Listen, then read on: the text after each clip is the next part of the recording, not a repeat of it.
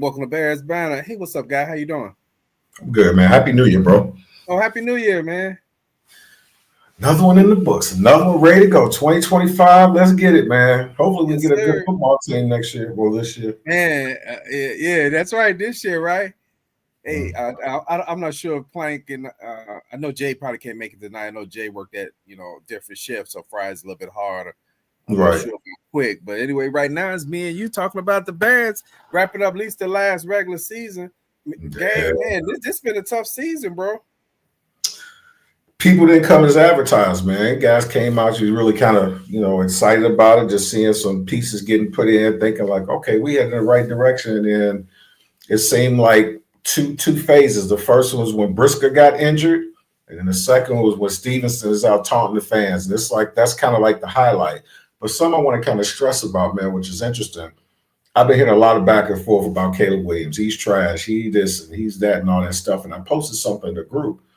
Dude had like a NFL record for rookie quarterbacks, despite getting sacked the third most times in the league. And he didn't have none. He's made some poor decisions on some things. Don't get me wrong, and quite a few of them sacks are on him. But despite all that, for him to put up them numbers, man, when was the last time we had somebody throw for 3,000 yards? Was it Cutler or Miller or one of them? Yeah, Mitch had 3,000.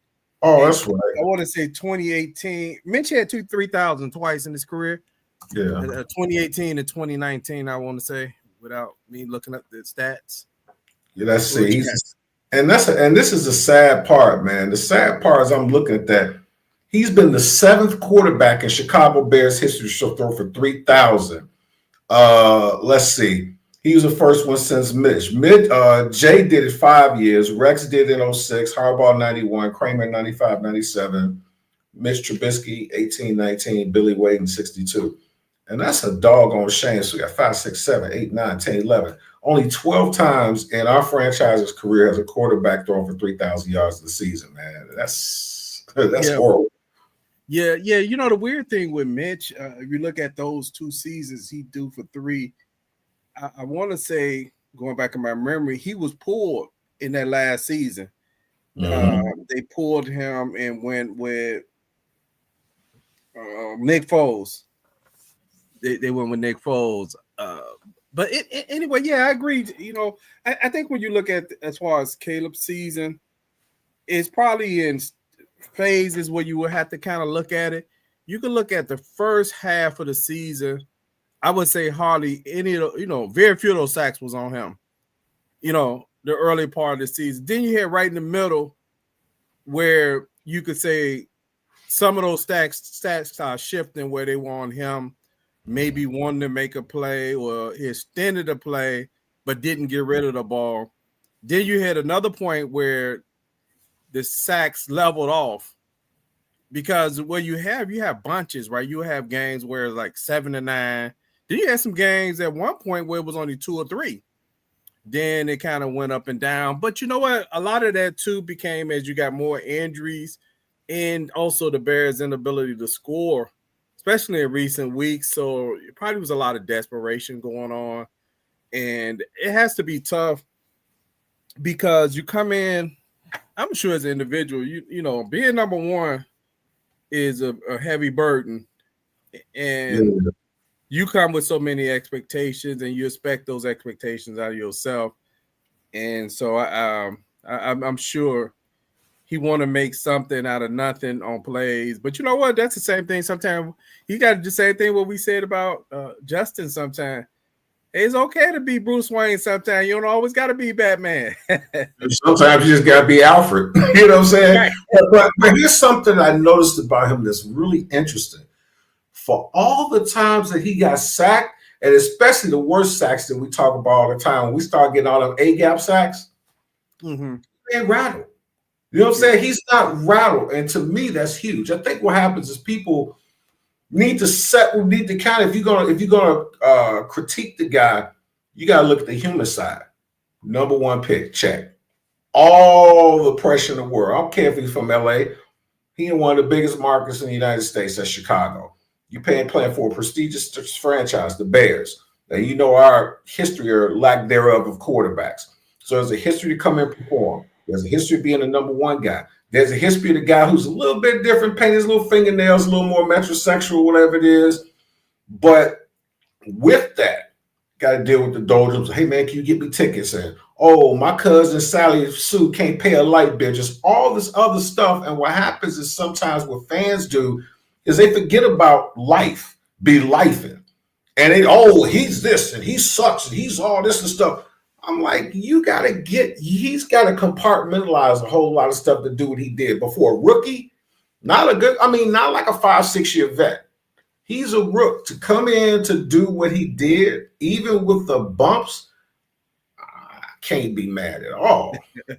Yeah, I can't be mad. When you look at sacks, we have to also to look at when we say 67 sacks. I'm just trying to really break down what happened.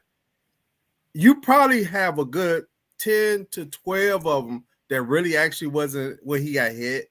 Those, a lot of people don't realize if a quarterback scrambles and runs out of bounds, that's a sack if he doesn't get back to the line of scrimmage.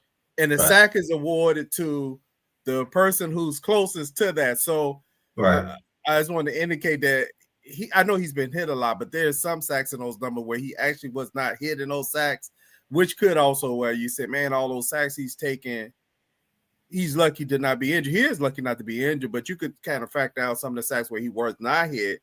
Then you also could say, one thing you can say about Caleb, some of the sacks he gave up were not hard hit sacks. Some of them were sacks where he surrendered the sack, where he stepped up and saw the guy and kind of just kind of folded, forward into the sack, kind of like what Tom Brady would do.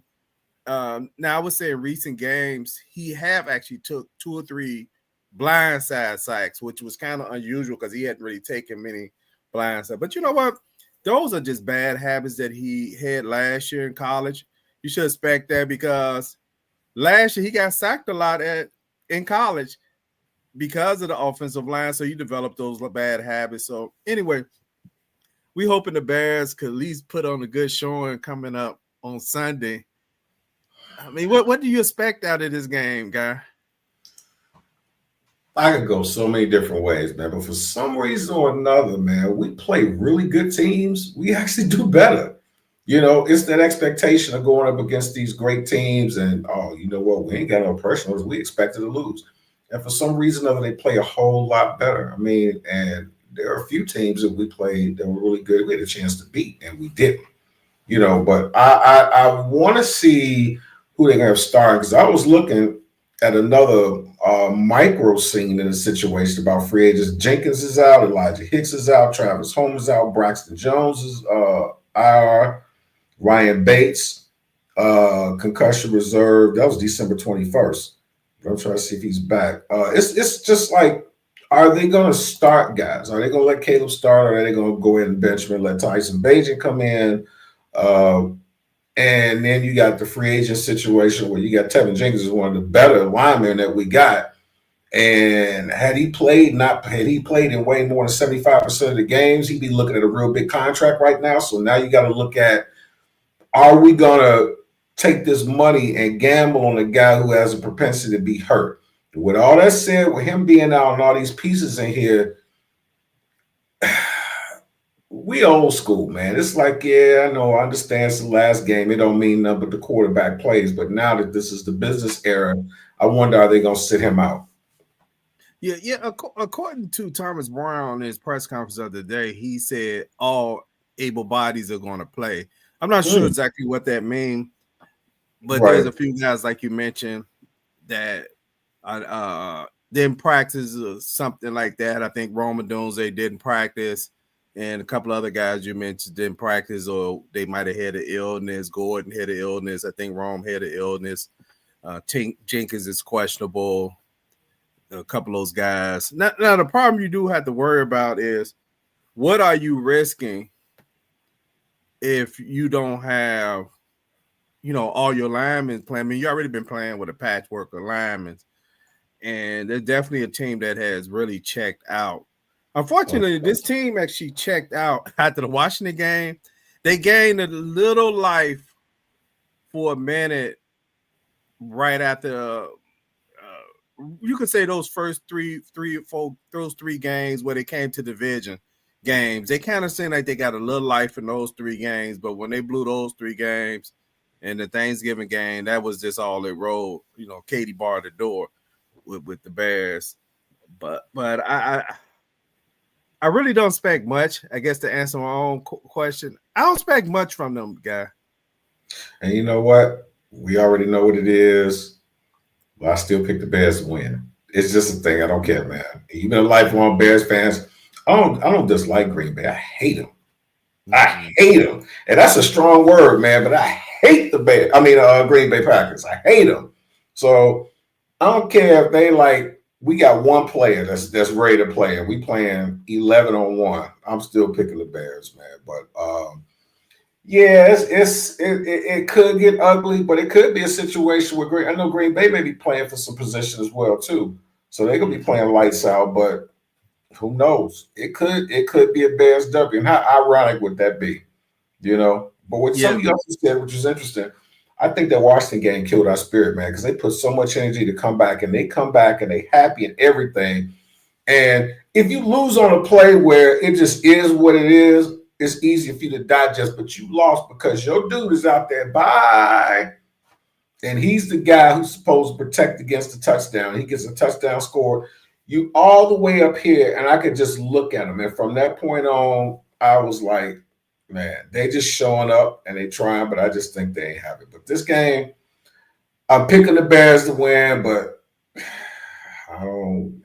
it might not be too good Sunday. Yeah, guy, what you just said, even using that game at the Washington game, it showed how much emotion that this game could be. That game at that point, right? We could be talking about some of the same stuff Washington is talking about right now, because if you look at it, it was headed towards a confident booster. This is a game that Washington started out hot, and then you start shutting them down at the halftime. Then you rallied in that game. Not only did you tie the game up, I want to say that was the game that was the first successful onside kick this season. I think it's only been about 3 all season. You get the ball, right, score. And I know I'm just rehashing for people who saw it, but I'm just talking about how the momentum was. Right. You're riding high because why? There's only about 25 seconds left in the game from you kicking it off. That this team has to get a touchdown. Right. And at this point, you're still saying the Bears defense is a top 10 defense. There's no way they're going to run a kickoff and drive 75 yards with 25. No, it's not going to happen. Right. So really, if you look at the momentum of that game, we would have been talking about Caleb's first successful comeback, right? We haven't seen the comeback in the Bears, but what we ended up seeing was a letdown. And I think from that point on, I think all the stuff that those guys believe, they didn't believe no more. It's you know what? I think some people who are armchair quarterbacks and drill fans that haven't played in meaningful games at another level don't understand certain things. Like, for example, playing a baseball game in college where this team was supposed to blow us out. We get to the bottom of the ninth. We on the road. We up 2-1. All of a sudden, we got, what was it? We were 2-1. We had a man on first base. They had a man on first base, 2 outs. The pitcher is up. They subbed in, and they, instead of having a pinch hitter, they have a pinch hitter. They subbed the guy. The pitcher comes up to hit. 2 strikes on this dude. I'm talking about this dude missed by a barn. Mm-hmm. We sit up there like, man, just strike this mark out so we get in the dugout.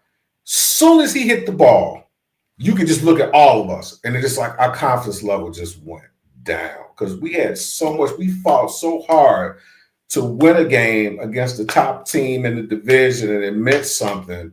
And we were knocking them out the playoffs. And we just happy. It's like, man, all this fighting was worth it.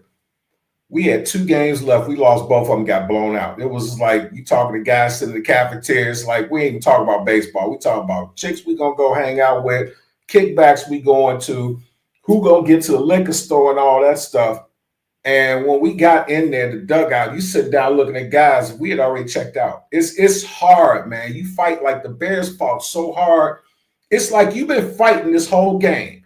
They are completely gassed. One play, all they got to do is knock the ball down. Them dudes score a touchdown, and when they turned around, it's just like everything went from here to here. And you're seeing like, even if you mark it at the Washington game, after the games after that, you start seeing some of the stupidest penalties.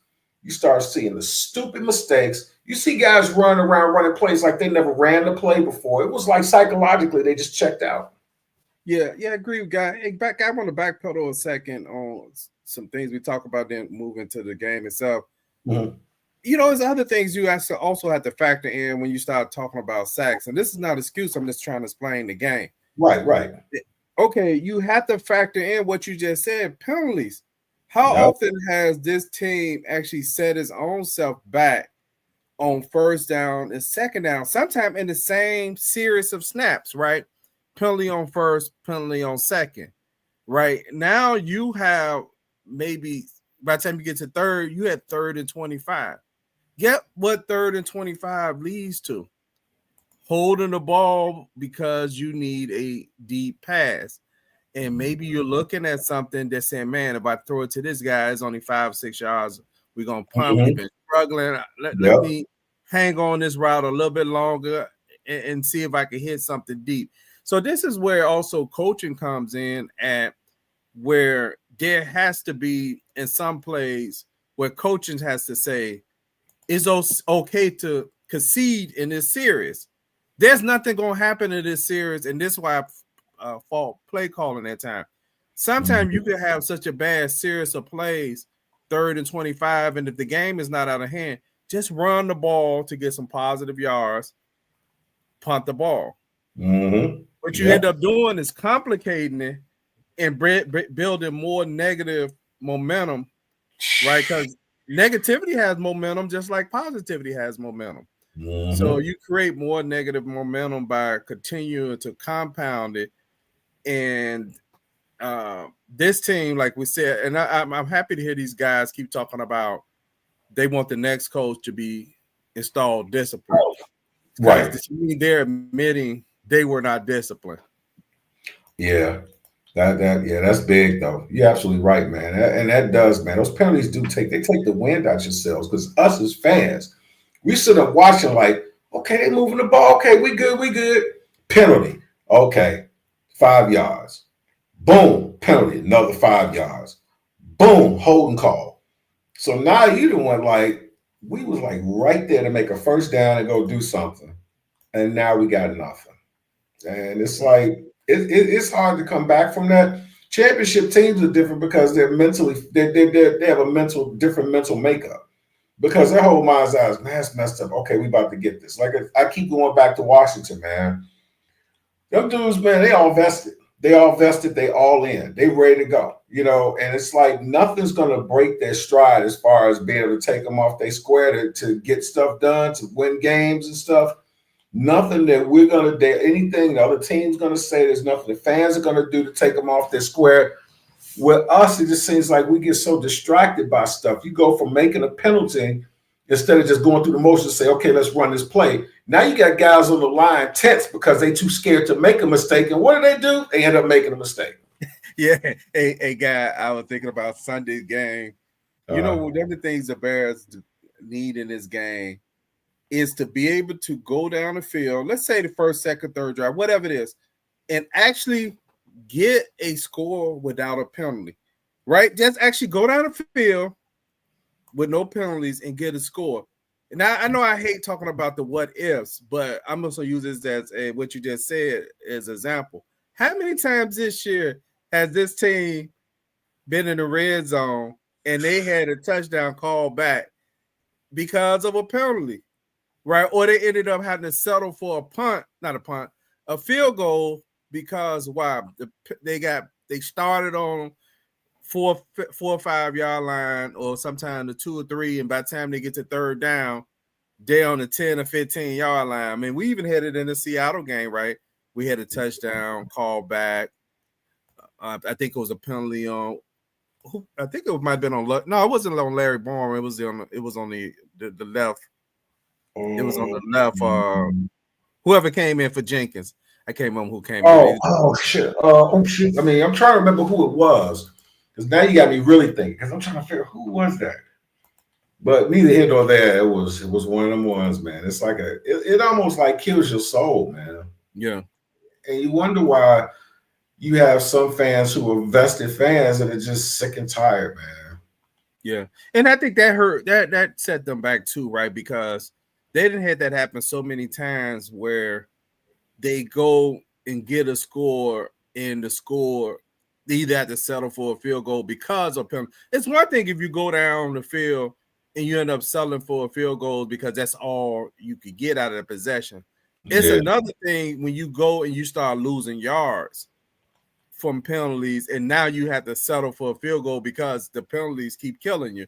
Because even if you look at some of these games that we say they blew, let's say the game where I'm sorry, I know we kind of straying off the topic, but we just talking about that all the time in the world. If you go to the Thanksgiving game, I mean, look at they get into what was seemed to be almost they was in field goal range initially, the Thanksgiving game. Then they had some penalties that put them back where now they was on whatever that was. I think it was third down, and it would seem more like desperation. Of course, bad clock management.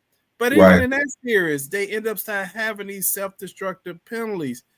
And it's almost like, are y'all trying to do this? Because it's always be like, some of the time it just be dumb. Then some stuff you get, and this is what guys got to pay attention to details. You have two guys going in motion, illegal formation. You have false starts. You have holding. You're like, man, this it's crazy. You can't. See, first of all, what's as important as being able to know the plays and run the plays is being able to concentrate. Whether you're at home or you're on the road, I was watching something the other day where John Sally was talking about the Bulls. They was gonna fly into Toronto because it was a team that wasn't a nobody team during that 72-10 season that they was gonna beat. So John Sally throws this big party. Everybody's partying, kicking it. They come back the next day and they lose to Toronto. Phil Jackson takes them in practice and has them sit in a circle and has them breathing for 45 minutes while he's beating this drum. And John Sally said, we won the next 19 games. That's for a team that's playoff built, that their mindset, it was just a reset button. You do that to this Bears team, everybody be asleep in 5 minutes and they'll wake up, man, it was a waste of time. See, our concentration level. I mean, first of all, there's stupid mistakes. There's not like mistakes like, every so often I get it, and I know that when there's a real noisy stadium, they start doing cadences, doing silent counts and stuff, because that stuff, teams will practice. But, like you see the indoor dome. I remember the Bears would play a game and they'd be in the indoor and they had this thing over the loudspeakers where they had this loud crowd screaming, so with us, we don't even need that because it don't even matter. It can be quiet as a field mouse in there and they still go do something stupid, so the concentration level has got to get better next year. Guys got to be there. You just got to start asking your guys, be it your fair players that are going to make it, or you got to ask your dogs, do you really want to be here? Because the culture is not going to change until we can change the fabric of the whole organization. I know we sit up and talk about, okay, the ownership needs to do this and such. Yeah, but the ownership ain't going to sell the team. So now what? What do we do? You know what I mean? Yeah. So one of the things I think the Bears are going to have to come in this game and do is, like you just said, show some discipline, have some confidence. I know we shouldn't be talking about professional players with confidence, but we have to. We see like a confidence. They got to be able to stop the run. Because if they're not able to stop the run, I'm trying to remember. They got one of the Jones guys. Is it Aaron Jones? I'm trying to remember because I know one of them went to the Vikings. Kind of get their names. You're talking about us, right? Yeah, but I'm talking about Green Bay running back. trying to remember. Is it Glenn Jones? I can't remember. They, but they got Green Bay's running back now. yes.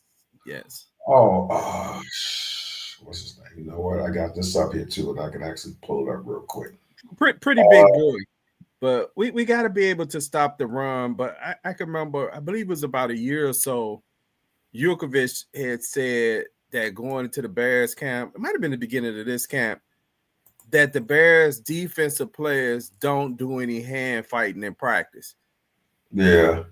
You know what? That's a problem, right? Because guys getting in your chest and they're not, practicing knocking their hands off, right, to get in there. So they're just part of, in the run game. If you can't get off blocks in the run game, that's why I bring up hand fight. You got to be able to get off blocks, especially your interior and your linebackers.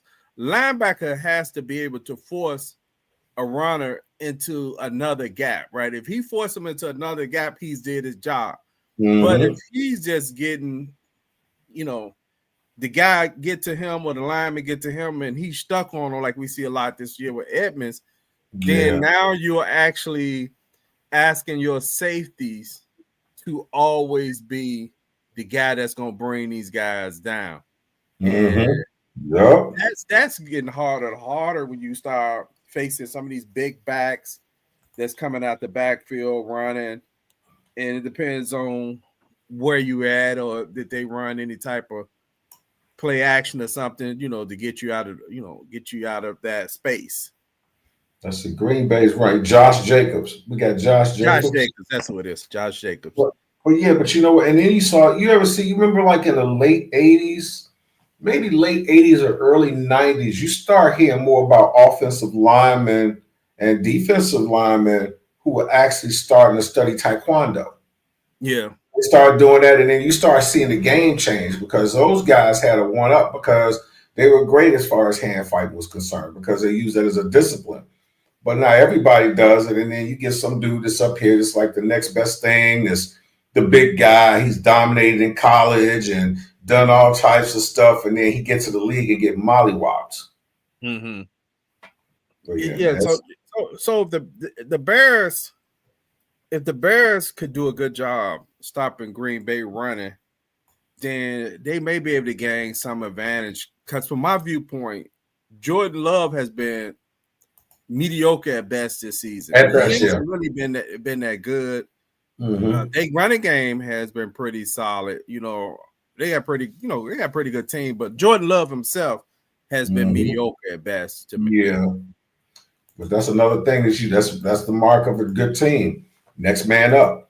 Your ace ain't doing all that great this year. You got some other guys that's willing to step up because they look at it as an opportunity either with that franchise or if they ain't not on that franchise, the next year they go somewhere else and get paid and get a spot, But they've been, Jordan Love has been paltry, he has been in comparison to what he was, and honestly speaking, as a Bears fan, what he's been able to do with us, man, it's like you kind of have that little apprehension, like, oh man, what this dude gonna do? What this dude gonna do?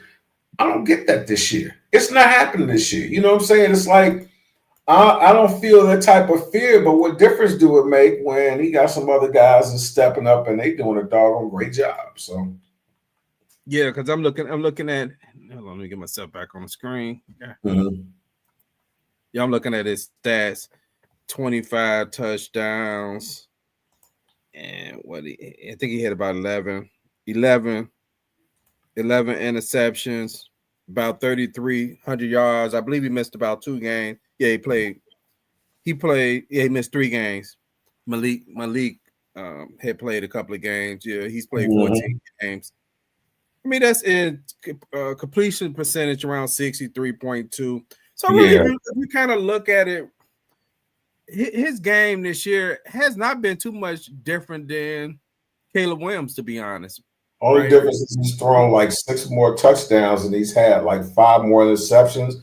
But here's the key right now. The reason why he was even as bad as he was, he still had a level. He still had a window to cook a little bit. He only been sacked 14 times this year. Yeah, that's good protection, right?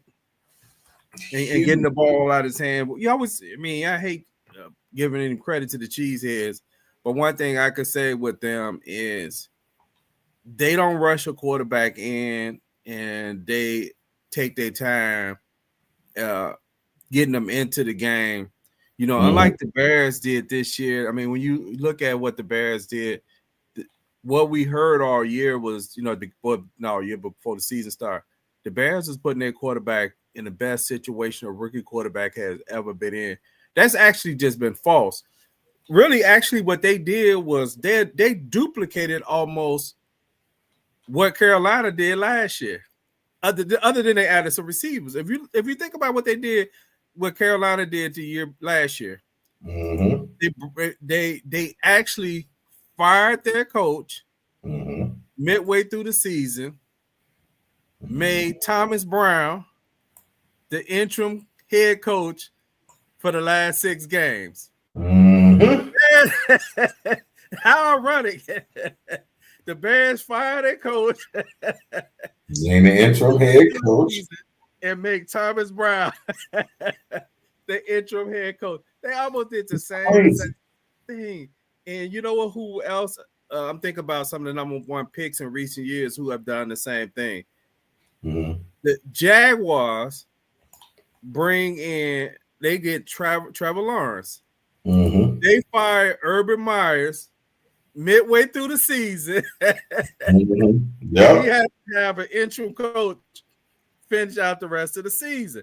So it's Mm-hmm. almost like certain franchises, they can't help themselves. They almost sabotage they're actually sabotaging the success of their own players. Hey, but you know what? But here's a formula that I was talking about the last show that the way that I think it should have been done. It shows the Lions, man, what they did. The very first thing that they did when they busted up and they rebuilt the team is rebuilt that offensive line. You Yeah. start right there. It's like they'll say, well, the receivers and the quarterbacks. It's like if you got some pieces around, if your foundation is your offensive line, there's 2 things you're gonna be able to do. You're gonna definitely be able to run the ball, and number 2, you don't have to have the greatest quarterback. You just have to have a quarterback that's willing to work in the system that can do what he did in college, as far as 7 yards, 10 yards, this and that. And they did it the right way, man. With us, I guess we thought we were showing up the offensive line, but we kind of put some band-aid on flesh wounds, and it didn't work out too good for us, you know. Yeah, and the Lions started around 2016 or 17, working on their line. And if you look at, they had some failures during that time. They had Matt Right. Patricia, who didn't do well.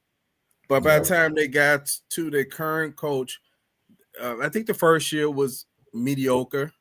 But then the second year, I think they won about 9 games, right? And the Lions are rolling, but you have to build a foundation of your team. You can't shortcut it.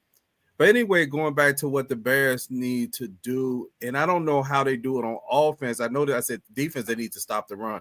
The Bears have to commit to running. But the problem is you can't commit to running with only Swift. He's not that guy. He's not that guy that runs the ball 25 to 28 times. You got to split his carries. He's more so a guy that you could give it to him about 15 times. Mm-hmm. And there's different ways you're going to try to get it to him. Right. But they need that second guy that can carry the ball 10 to 12 times as well and come out and block. Now, I'm going to say this. If we're going to get the same tiptoe thing for Roschon Johnson that we got in the last game against Seattle, then you might as well just start Travis Homer. Not start Travis Homer, but you might as well bring in Travis Homer, because I expect a smaller guy to be there. But what you call it was Roschon was playing like a guy who really wanted to stay on concussion protocol. Right. Let's see. I'm trying to see something real quick here because I saw something with the Bears. You said Travis Homer. I could have swore I saw something. I think he didn't practice. This week. Okay, I can tell you the definites out who are definitely out. Tevin's definitely out. Tevin's out definitely. Elijah Hicks' safety's out definitely, and Travis Homer's out. Okay. All 3 of them have been absolutely ruled out. Oh, okay. Yeah. They use it the wrong. They use it the wrong way. It's like you take a guy that was really good as far as operating under what he did. It's like he was more like maybe an outside guy. You run in Swift up the middle, bang, bang, bang. Maybe one or two plays he may get some yards.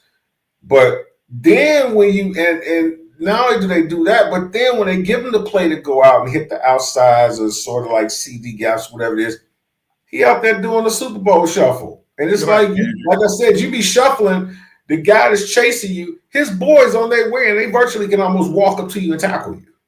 Yeah. Yeah. I remember when I was coaching some of my running backs in youth football. One of the things I always stop my guys right away from doing is when they came out of their stance, they had to run forward. They could not shuffle their feet in one spot. So Right. with him, I don't know if this is something that he developed as a pro or was something that he did all through his career. But of course, it caught up with him in the NFL. Now, I know we could point to last year with the Eagles. That's the only year he was 1,000-yard rusher, but that's a great line. You know, that's why I'm pretty happy for Saquon, because all those years he was in the Giants, he had a bad line. But anyway, I know I don't want to stray off into the Saquon thing, but the Bears going to have to be able to run the ball. And I like to see Caleb to be able to just work on some of his fundamental things. I really wanted to take one or two shots. I've been saying this all year. I like to see Tyler Scott come in and run a fly route. Yeah, heat check. Yeah, give him a heat check. I mean, you know what? But the thing is with us, which just makes me angry, is I know through our history, the Bears team has been synonymous with defense. But we got to get out that mentality, the team as well as us. We got to get out that mentality, because guess what? Our whole mind's eyes, yeah, our offense sucks, but our defense is going to help us out. Can't be that way. I mean, if we got a great defense, and that's fine. But you can't have that mind's eye all the time, because guess what? And it's starting to boil over to the franchise where it's like, oh, man, we can't generate no offense. But our defense is taking care of us. Then we see the domino effect of what happened this year. Our defense was gotten worse, and it exposed our offense even more, man. We need to work on that balance more. We can't always be codependent on the defense, because if our offense was kicking, our defense would be better, because they wouldn't be gassed. Because every time they come, if you get enough 3 and outs as a defensive unit, fourth quarter, y'all got some legs. With the way we've been playing, man, the fourth quarter, it's just lucky guys can even stand up, let alone chase some dudes who've been subbing in and out, and they scoring on us, you know. Yeah. I heard in the Seattle game, watching that game a few times, the announcer said the Bears got a top 10 defense. Please stop saying that. I wish that sometime when people come do the local games, that they actually talk about the real information. They actually have a pre-prepared narrative that they want to talk about. And then sometimes those narratives are outdated and they don't update it. I still see people say that online. The Bears defense is ranked 25th. That's not a good defense at 25th. We could say different reasons why, but you know what? I'm not going to put none of it on the offense. I'm going to put it on their inability to stop the run. They can't stop the run, which opens up everything. And they can't generate enough pressure on the quarterback. Every quarterback has so much time. Yeah, they look better defensively against Seattle. That was just a poorly played game to me by both teams. And plus the weather was bad. It started raining. So it was kind of probably hard to throw the ball. Nobody couldn't really get a lot of good traction. So it's just one of those bad. So I can't really applaud that the defense showed back up in that game. Show me Sunday if y'all show back up. That's what I want to see. You only got one player. One player made the Pro Bowl, which was Jalen Johnson. Yeah. But we got Sweat and all of them. Hey, show us something, Sweat. All of y'all should all be mad y'all didn't make it. And I know everybody's tired, but you're a little more tired when your offense has been anemic. And every time you look up, it's like you come off the field, they about to kick the ball off, you take your helmet down. It's like as soon as they sit their butts on the bench, it's like, okay, defense back out there. And it's like enough of it. Now you have the fraction of the team, because now you get the resentment from the defense. It's like, dude, why don't y'all get a first down? Why don't y'all move the ball? Stop making these stupid penalties.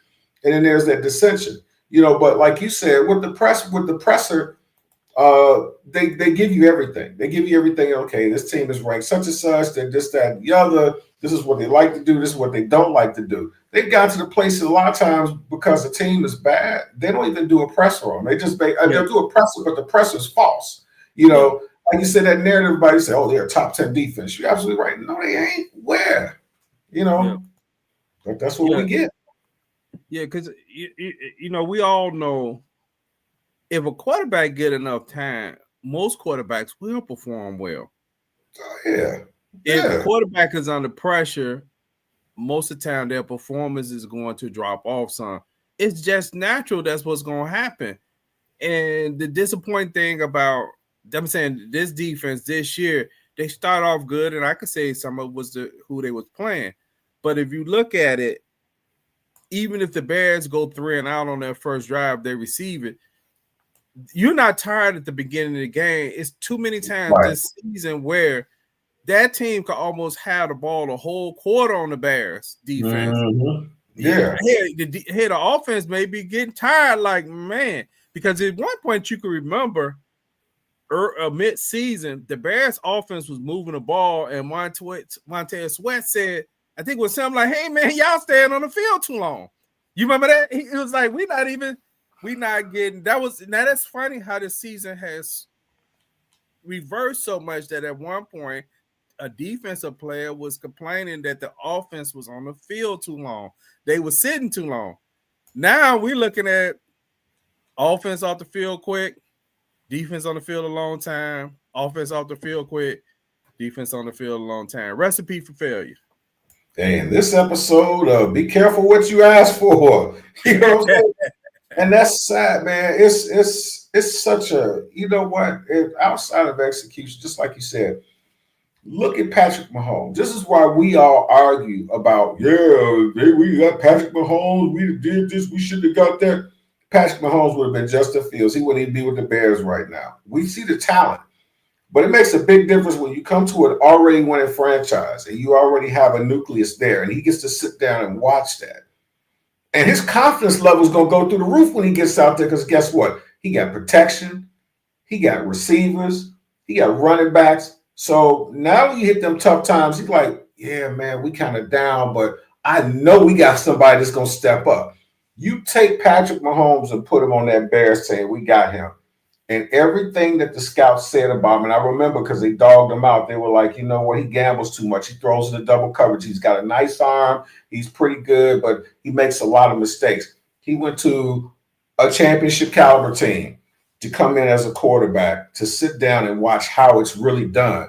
And when you put in it, it's almost like, like when you was a shorty, like, for example, with you, when you were running the ball, playing football and stuff, you weren't playing against you guys your age at young. You was playing with some OGs. You was playing with some bigger dudes, stronger dudes. So even when you dropped back down and played against them younger guys, they couldn't do nothing to you. But when you went back down there and you came back to these guys, your talent didn't change because you started out playing with them dudes. And it's almost like this is too slow. But when you come back, it's like a quick adjustment. With what we have, like, you get Caleb in there. You say you're going to put some pieces in there. You put some pieces in there. It doesn't work out. He's running for his life. And although maybe 1,000 or so, close to 1,000 some odd yards, which had us in second and first place those years because of Justin Fields, we still had Montgomery and Herbert ripping off yards. So we had a successful running game. But now you have none of that. I don't care how good of a quarterback you are. You come to this Bears team right now, and if you ain't just one of them dudes like, which is what I like about Caleb's mentality. His whole thing is he's been getting popped. He got sacked 7 times, but I never saw his body language. Just told me he was mad, but it never gave me an inclination that he was scared or shell shocked. You know. Yeah, you're right. Because Justin Fields actually covered for some of the lack of running game at times, right? Because of his ability to run the ball, and in a rare case, like him and Lamar Jackson and say Jaden Daniels, they're faster than their running backs.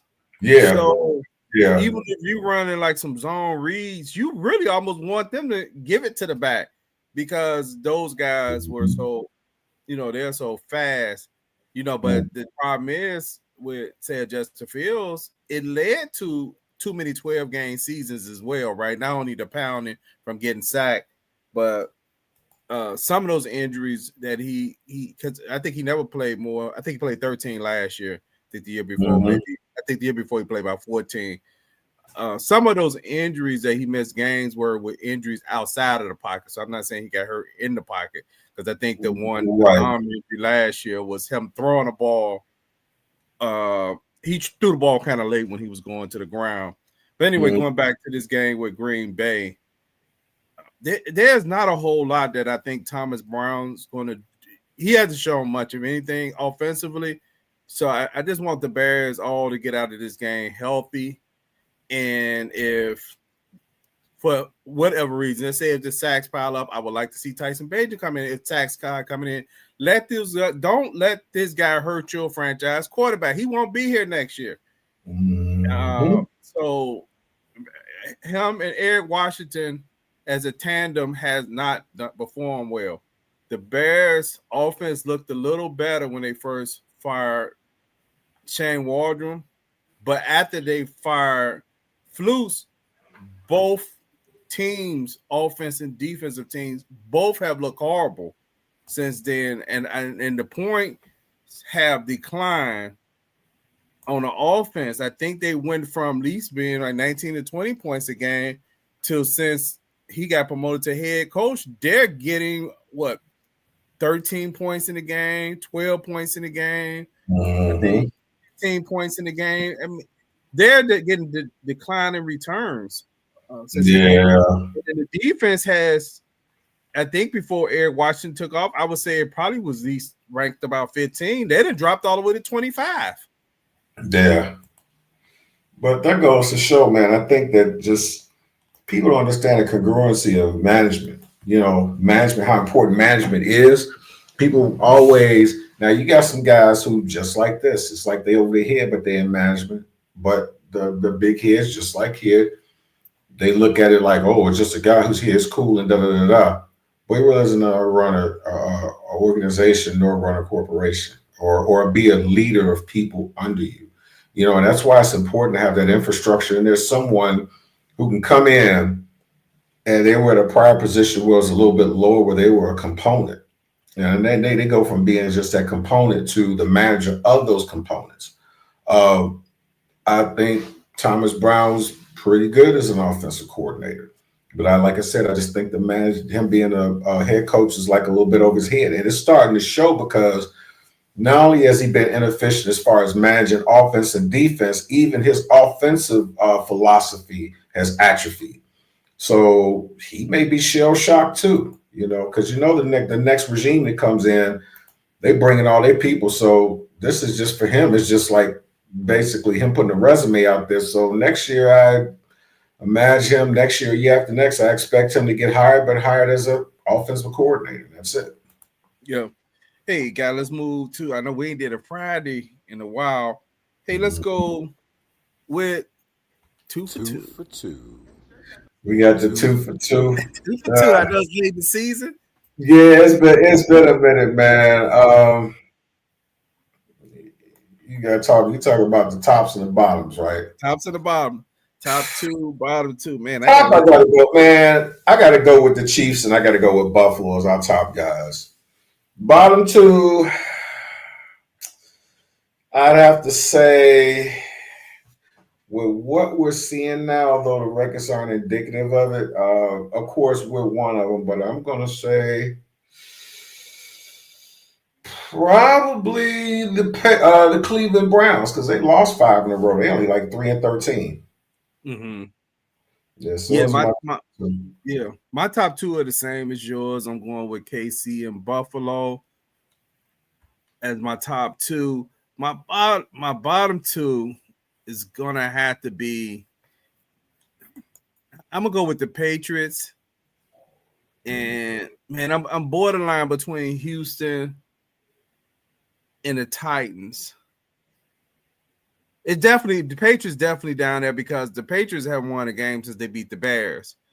They only won 3 games. They faced the Bears, they had won 2, so they've been on a long, maybe about 8 or 9 game winning losing streak. Yeah. I'm gonna say the Titans because I'm gonna say the Titans because Will Levis has really probably disappointed them this year, and they're in between wanting to draft somebody to replace him. They had to be because Will Levis is, he really just he started out early. He just throw the ball to. I mean, he's almost suffering from the what's the guy's name? James Winston syndrome. Oh man, hey, I get you 40 touchdowns, but I get you 41 picks too. Yeah, it's almost like he'll just throw. It's almost like he gambles. Will just kind of sometimes he gambles. It's almost like he just throws it up, like just hoping something good's gonna happen. Yeah, but it's just at the wrong time. It's like, wait a minute, dude, not now. Hey, what James said, hey, dear Lord, please take these 6 picks out of me. I mean, pick 6 out of me. That's not me. It is you, bro. It's like, oh, Father God. It's like, and Father God. It's like, man, and God is sitting up there like, man, no, don't call me. Don't call me. I got souls to save and I got people to help. You just got to stop throwing the doggone football when you ain't supposed to. Hey, before we get to our picks, guy, on Fridays we always have the games of the week. You already know. We have this Sunday. We have the Lions and the Vikings facing off, the Cardinals and the 49ers, the Dolphins and the Jets, Seattle and the Rams, the Chargers and the Raiders, Chiefs and the Broncos, Saints and the Buccaneers, Eagles, Giants, Bills, Patriots, Jaguars, Colts, Texas and Titans, Bears, Packers, Commanders, Cowboys, Panthers, Falcons, Bengals, Steelers, and we got Browns, Ravens. What's the game of the week? Man, that doggone Lions Vikings game is going to be off the chain. Doesn't it? There's like position implications in that, isn't it? For whoever loses, because they're both like 14-2, if I'm not mistaken. Let me see. Yep, they're 14-2. So somebody's gonna go down and somebody's gonna go up because whoever wins this wins the division, right? Yes. So now you go from being like that top dog to being a wild card, and you're forced to play as opposed to having the day off. That's gonna be interesting, man. Yeah, and the Vikings are riding high offensively. Sam Darnold was picked in the All-Star game, so I know they're feeling good about that. I know him personally; he's feeling good about that. The Detroit Lions defense with all those injuries have really fell off. I mean, it was a much better defense earlier this year, but with all those injuries, it depends. This game doesn't look favorable to them to me. That this game to me looks like the Lions can only win this game if they outscore them. And the problem with outscoring people, that means you'll have to put your all into it, and don't let you lose this game. Then you go into the playoff next week. Yeah, with that. And then you had these long games where you just had to play the whole game. But anyway, my game of the week is going to actually be the Chiefs and the Broncos. That's the game I really want to see. Yeah, that's the one I want to see. That's going to be interesting. Yeah, but I picked that Lions game because that's going to be off the chain, man. Because I mean, people think, when you have mediocre teams, well, why y'all making it such a big deal? They already going to the playoffs, but it means everything. It means a lot. It's a lot more than just a W for them. It's the difference between them getting some time off or going to playing a seed or getting time off. And I understand you want to rest guys and have guys going to the playoffs. And I know you would say, well, you know what, it don't matter because they already in the playoffs. But that position, the difference between having home cooking 1 week as opposed to playing on the road, it's a huge, huge deal, man. But that's gonna be nice though. Your game's gonna be nice though. The Broncos game. Yeah, when the NFL first added the 17 games, their reasoning was to make these games more relevant. And us as fans, we saw it only as there's just another game. You just trying to make some money off. You just took one Right. of the games off the season and added this way. But when you really look at it, it has made this last week where there was still teams in the hunt. The last 2 years that Mhm. in previous years you had more teams who were Yeah. actually just resting because it was already sold up. You used to have Mhm. what teams got to maybe game week 13 or whatever, 12 or 13, and they had already clinched the playoff and they really could stop pulling their feet off the pedal those last 2 or 3 weeks. As a matter of fact, I want to say a few years ago that backfired on the Eagles Yeah, where it did. Mm. But you know what, and I think pure football fans won't mind having another extra game though, because it adds a little more intrigue to it too. Because yeah. now instead of having a 14-2 team, it's like, look, we've been through high school and college. Ain't nobody try to use no calculators and figure out no if this, that, and the third happens. If they're in first place, they have this many points. Now, especially with 14-2 teams in the same division, Mm-hmm. that's a tiebreaker. Yeah. Love it. So it's like that game ain't just a regular old game. This game was some straight up, a lot of playoff implications in it. And it adds to the intrigue and it'll help that it's a Sunday night game too. So, Yeah, I mean, how often I haven't looked at it or researched it, but how many times have you had that happen? Right, even with a 16 game schedule, that you actually have two teams in the same division yeah. that have won more than 14 games. So this is also part of the struggle with the Chicago Bears as well. And they're gonna have to really look at this. They can't play around with this.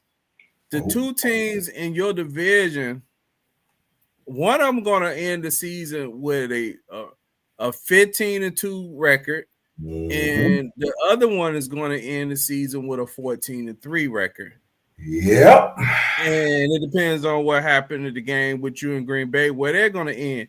That is a big gap in that division. I mean, the only other division I could think just as competitive, but they're not as many victories, is the AFC. I can't think of the conference where Steelers, Cleveland, all of them in there. I guess that's the AFC East, I believe. AFC, that's AFC North. Oh, North. Okay. Yeah, East is So Bills, Dolphins, Jets, and Patriots. They got that's the what Bengals, Browns, Steelers, and Ravens. And that's close too. that's close, but they're not at 14 No. victories either. Yeah, Uh-uh. because No. no, that's a whole that when you come back next year, you can't come back half stepping and think you're gonna Mhm. catch those teams with some plug and play.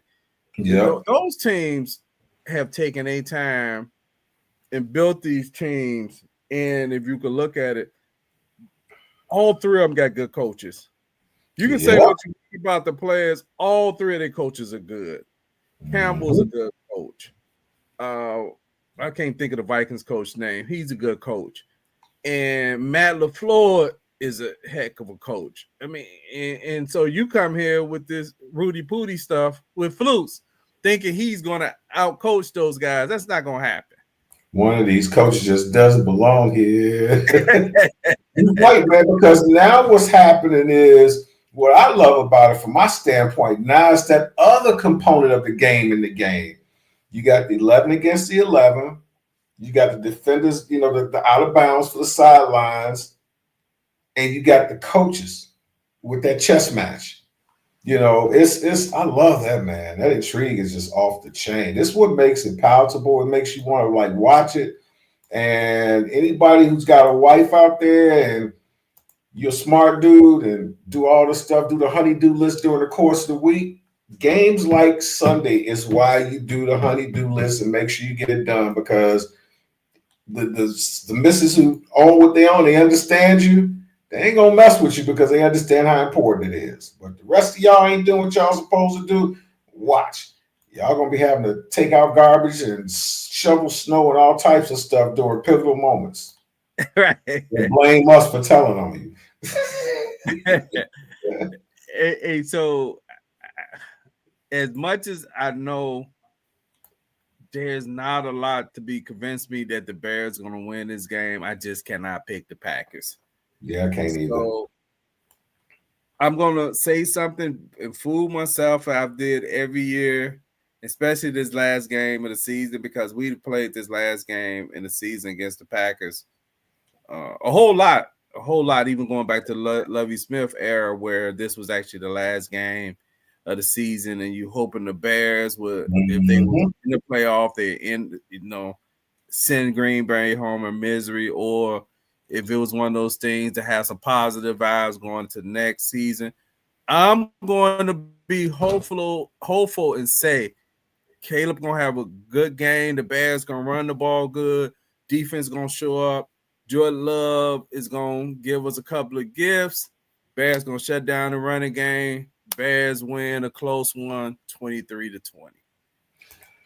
I'm going with 21-17 Bears, man. It's my story. 21-17.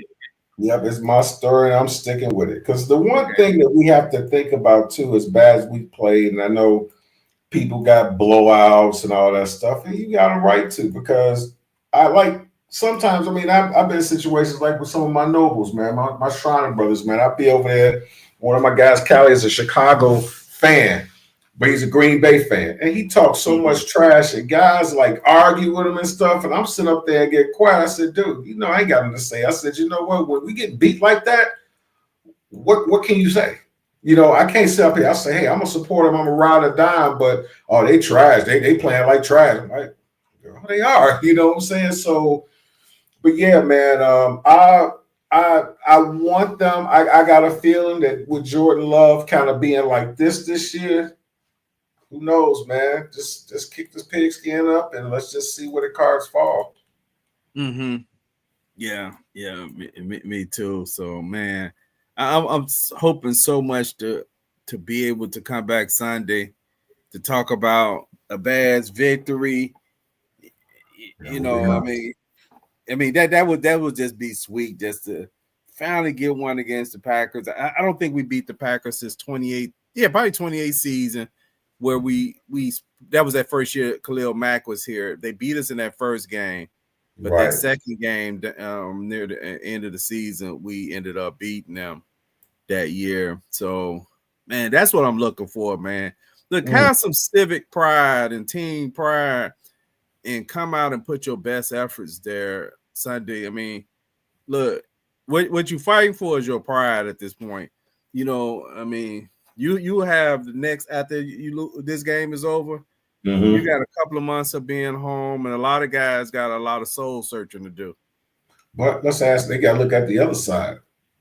It's more pressure on them than it is us. Because I don't care where you at in the playoffs. I don't care what you own.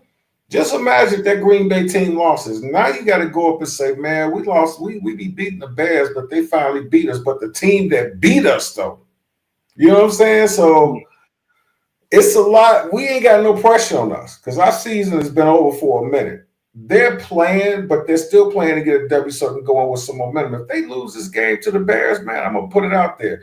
If Green Bay lose to the Bears, they'd be lucky to get into the next round in the playoffs.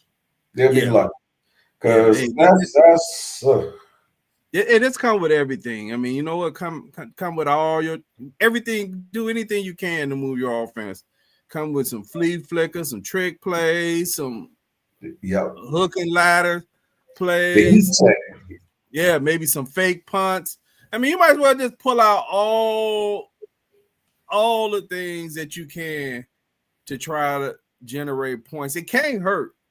It can't hurt. Let's line it up on fourth down and say we just gonna go for 2 yards. Ain't work for this team. So get to your creativity and see what can go. Get Hey, that. what's Let's up, get that Stephanie? person. Thanks for tuning in. Hey, She I'll said go go. Chiefs. Say Yeah, go Chiefs. she got the Yeah, I'm Chiefs. cheering on the Chiefs as well. Let's get that first. How about the very first play of the game? Caleb do a heat check and throw a bomb. What's it gonna hurt? If he get Yeah, picked off, well, he was supposed to get picked off. But you can have made, you put your boy Scott out there and catch one and get us a touchdown. I know you do like too much, too little, too late. But what have you got to lose? yeah, yeah. And I know with the season, being the last game, one of the things that get people out of the box is being able to be more accurate on your deep balls, but actually Mhm. being able to throw the deep ball. That's one thing I'm Right. saying. you're inaccurate. Yes, there are inaccuracies in the deep ball, but you got to be able to throw the deep ball as well. And the more teams don't believe you can actually block, see, that's what adds to the sack. I'm not trying to go back to that conversation. No, but you're right though, and it needs to be. When teams constantly put 5 and 6 in the box on you, yep. They don't believe your team could block them. That's the bottom line. They Right. believe they could get to your quarterback within that. They don't think it's going to take 3 seconds. They think they could get to your quarterback before he could get in rhythm because they don't believe your guys can match up and do their assignments.